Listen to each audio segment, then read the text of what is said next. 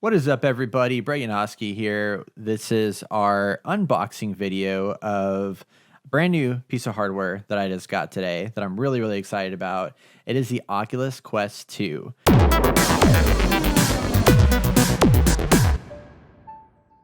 Now, the Oculus Quest, I own one already, but I decided to upgrade to the Oculus Quest 2. And particularly like the HTC Vive and stuff like that, you had to set up cameras in the space. And a lot of VR systems still require that. If you have the Valve Index, you're still required to set up base stations, essentially, that are designed to capture the room space around you. Well, with the Oculus Quest, it has front-facing cameras, so it removes the need to have the cameras that are externally attached from the device. So I have with me right here my first generation. You can see this right here. Yeah, there we go. This is my first generation Oculus Quest. So like I said, this is only about a year old. Very, very new. And as you can see, it's very lightweight. I mean, I can hold it in one hand with no problem. And it's got this really nice strap back here that moves up and down like this. It's made of rubber. It's super comfortable. The front of it isn't too heavy. It's made of plastic. And one of the things that I really like about this Oculus Quest is when you map out your area that you're in, you basically use your controllers, which I have with me right here. So you have these controllers, you have one in hand like this, and you use it to draw out a map in front of you. And when you do that, once you create a full space around you, that creates your play space. And that's where you can move around and walk and do what you have to do.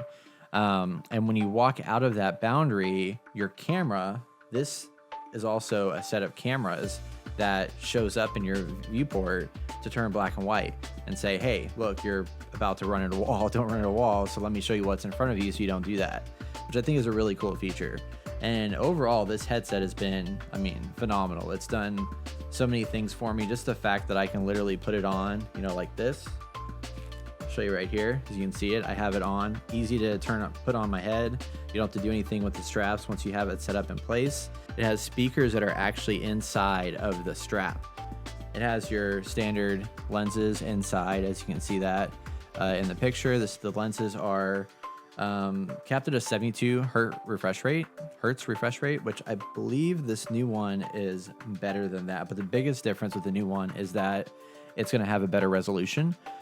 So you'll have there's this idea with the virtual reality right now called the screen door effect, which when you're looking through the lenses of your headset, you see what it looks like you're peering through a screen door, and everything has a little bit of like crosshatch appearance to it. And with a higher resolution, they're able to minimize that quite a bit. So I'm excited to see what this new headset looks like with the less screen door effect. So we'll be doing future videos later on down the line that showcase some of our first impressions of how that looks and how that plays out. And of course, you can always check out our podcast that we release every Tuesday, where we have our full extensive impressions on any of the hardware and games that we talk about on the Intergamer podcast. We're going to take a quick break, and I'm going to pull out the Oculus Quest 2 and start an unboxing and see what it all looks and feels like. So stay tuned. All right. Hey, everybody. I am back, and with me, I have none other than the Oculus Quest 2 right here. Can you see that? I hope you can see that. Yes, that is it right there in the flesh. We have it in our hand. It has on top of it really big Oculus letters right there, front and center. Very, very plain and clear. On the back, they also have a set of some of the games that you can get with it. So as you can see here, we have games like Horizon, Jurassic Park, or Jurassic World, The Climb, Population 1, and Beat Saber, and Star Wars, which are some of the new things that are coming out that are available now that they launched this new piece of hardware. On the box, let's see here, what else do they say that's really exciting? Everything is backwards compatible with the Oculus Quest. Easy setup, open the box and jump right into VR. No PC, console wires, or external sensors needed. One thing to note about this thing also is that you are required, you can't see this here, but you are required to have a Facebook account with the new Oculus headset, which could be a deal breaker for some people, especially if you don't use Facebook much anymore, which a lot of people I know are definitely not involved as much in Facebook.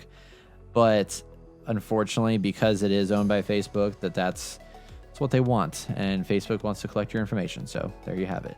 But I am on Facebook because we kind of have to for this podcast and all that good stuff. So I am not going to have any problem connecting this. But if that's a deal breaker for you guys, you may want to wait to see if they go back on this in the future. But if not, this thing is awesome. One thing to note about this new headset is that it's cheaper than the original. So we have the right over here, we have our first gen Oculus, as I was talking about earlier. And this one here was $399 to buy brand new. So $399 for this headset. Came with all the things, all the bells and whistles. This new Oculus headset was $299, so $100 cheaper. Same size, 64 gigabyte device, more resolution, all that stuff for $100 less. So that's really exciting. So without further ado, I'm going to start popping this guy open and unboxing it. So let's dive on in. So as you can see, we got the nice Oculus logo here on top. I'm kind of surprised that they went with a cardboard box with this one because I guess it's probably to be more sustainably packaged.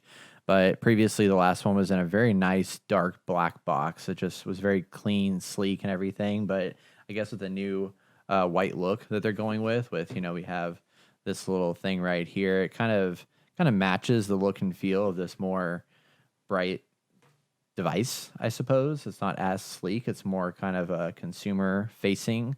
But let's pop it open and see what we got going here.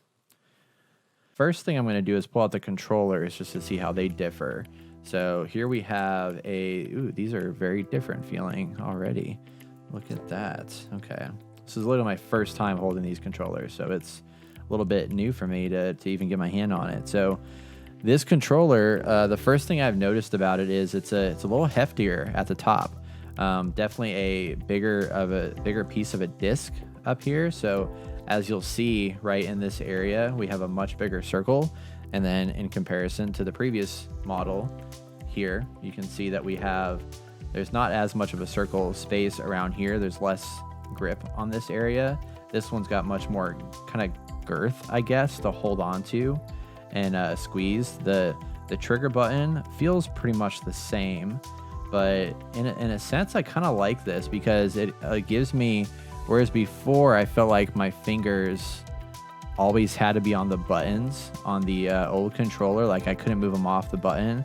There's kind of this little resting pad over here where you can, hold your hand like right there, which is kind of nice. So having that feel is pretty cool. The buttons are still the same. We have our button down here, A, X, Y, all that stuff, and then our little nub, which these are the little joystick is about the same. See, button triggers feel pretty similar, nothing too crazy there. So that feels good. A little bit of a different texture. These have like a little bit of a rubber piece on the bottom here, and these are all plastic. So this one is 100% plastic. This one had some rubber along the bottom. So I don't know if that's probably one of the ways that they cut costs, honestly, is to switch this to be an all plastic controller. One thing I've always liked about these controllers here is that they have this really nice slide feature, which let's see if it actually works for me in the flesh, where you can pull down and slide like this and get access to your battery, which is great. But this was such a clever design to put this in here because it's super easy to turn on and turn off. And we're gonna pull that, there we go. Got that pulled out. I'm gonna do the same with this other controller. Pull this one out, there we go. Now we have those ready to go. So now that we've got that observed, we're gonna pull out the actual headset itself. So the first thing you'll notice with this, as I pull it out, let's see how it comes out here. All right, there we go. But the big difference here is gonna be in the fabric strap. And I was watching Mark Zuckerberg talk about the reason why they switched to this. And they did that so this was more portable.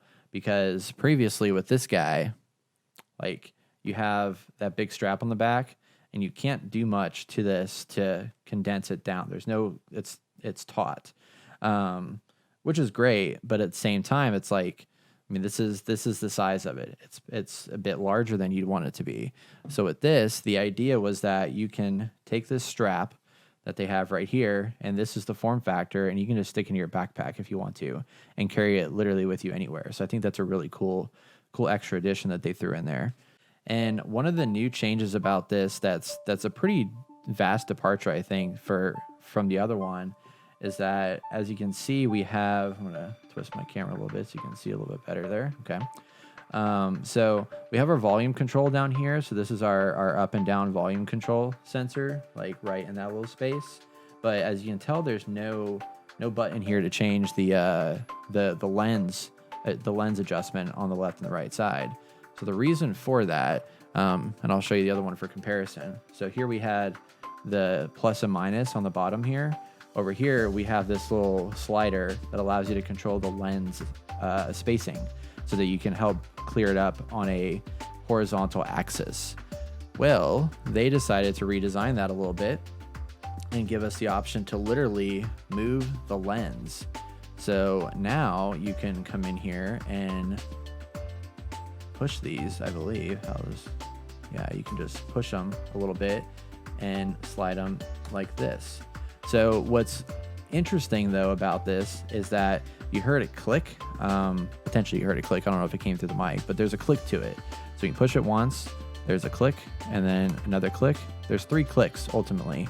So it's easier to manage, but at the same time, there's less control as you're moving this around. So I'm hoping that one of those 3 clicks is going to work for everybody, because if it doesn't, we're kind of screwed. Because this one was a more fluid slider where you could go left and right like this, and it was a seamless slider that you could just keep pushing, and it would adjust, I think, with 10 ranges of freedom ultimately. Whereas this one now just has 3. So will that be a deal breaker? I don't know. But for now, that is what they designed, and that's how they set it up. And the other thing you'll notice is the lenses are completely exposed now. Whereas before, I don't know if you can see this in here, but yeah, you can see them kind of pop up here in the camera view. The old one, the lenses were covered up by a piece of fabric. So that'll be interesting to see how that feels inside the eye.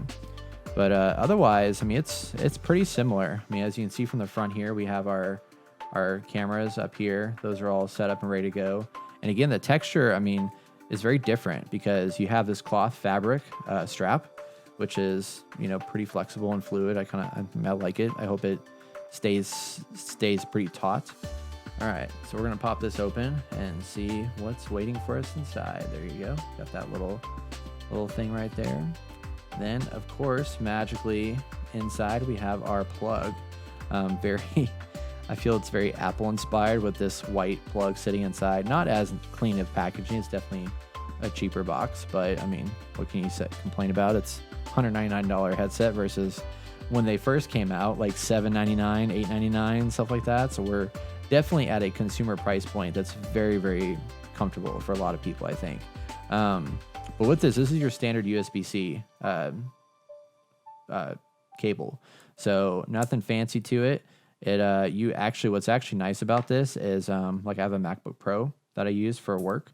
And then I also have a Nintendo Switch, which I'm sure a lot of us that are gamers have a Nintendo Switch lying around somewhere. Interchangeable plug. These are the same charging ports that you can use for your MacBook Pro, and also the same one you can use for your Nintendo Switch. So if you have one of these lying around your backpack, you basically have a charger for like 3 of your devices, which is really cool.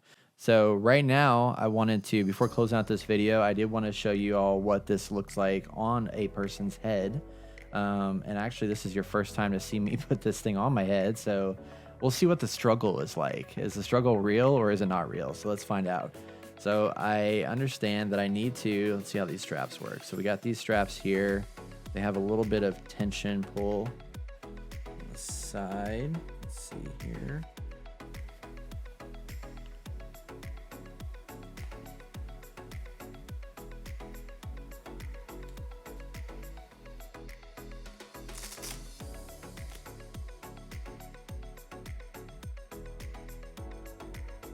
It's really hard to tell once you have it on your head if it's like holding right, because normally the one behind you, I think it's supposed to sit, the strap that goes around the back of your head is supposed to sit kind of below the center of your headline, and this one doesn't feel like it feels like it's going to fall forward, which is a little bit of a concern, but I don't know. I hope it looks okay. I can't see myself right now, but all right. Well, now that my hair's a mess and we are, got all that stuff happening, that is going to cover my coverage of the Oculus Quest 2. And let me know what you think in the comments. If you are going to pick one up yourself, what games you're most excited about. I, for one, am excited about the new Star Wars games that are coming out for this, and playing some Beat Saber multiplayer. That's going to be pretty cool. And ultimately just like playing higher resolution on the Half-Life Alyx, which is one of my favorite games in the VR system. And knowing that this is more, now that the Oculus Link cable is out of beta, it's all built into the same platform, all that stuff. I think it's going to be a really, really good time to finally dive deep into the world of City 17 and Half-Life Alyx. Let me know what you think in the comments below, and make sure you like, subscribe, and hit the bell so that you get all of our updates as they come out. And if you like this video, let us know so we can do more videos like this. We have the new consoles coming out, so if you want to see another unboxing video like we did today, I'd be happy to make one. So let us know, and thank you for watching. And until next time, I'm Brayton Oski, and you're listening to The Inner Gamer podcast. Out.